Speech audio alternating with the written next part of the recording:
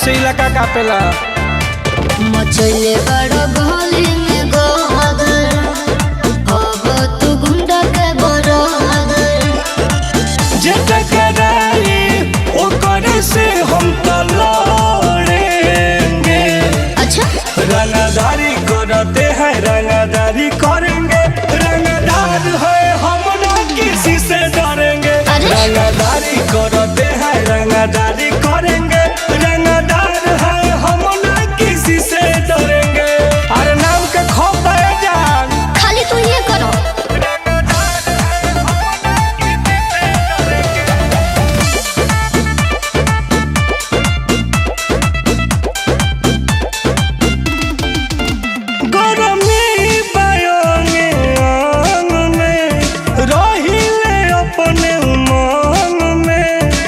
नमवा चलेला हमर सुनो बड़ बड़ दबंग में, बर्बाद कर देम बर्बाद।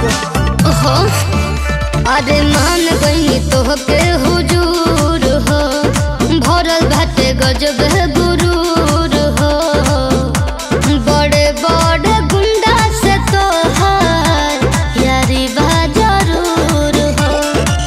नजर उठाई जन से जाई उसी को हम धरेंगे। क्यों? रंगदारी करते हैं रंगदारी करेंगे, रंगदार है हम ना किसी से डरेंगे। रंगदारी करते हैं रंगदारी करेंगे, रंगदार है हम ना किसी से डरेंगे।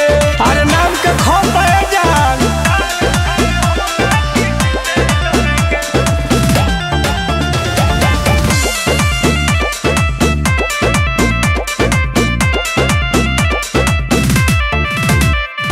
जेल हमर सुनो ससुरार हो, दरोगा सिपाही तैयार हो, काटा दुनाली सुनो ये जान पहिला मोर प्यार हो। अरे सही कहतनी हो। सुनो अरे प्रिंस प्रियदर्शी टुन टुन हो, भरल बाटे सब गुण हो, गोलिया दिल में गोलिया दागे सिर जज्बा जुनून हो। करब न प्यार रहम कुआर, मांगना हम भरेंगे। क्यों? रंगदारी करते हैं रंगदारी करेंगे, रंगदार है हम ना किसी से डरेंगे। छोड़ दो। रंगदारी करते हैं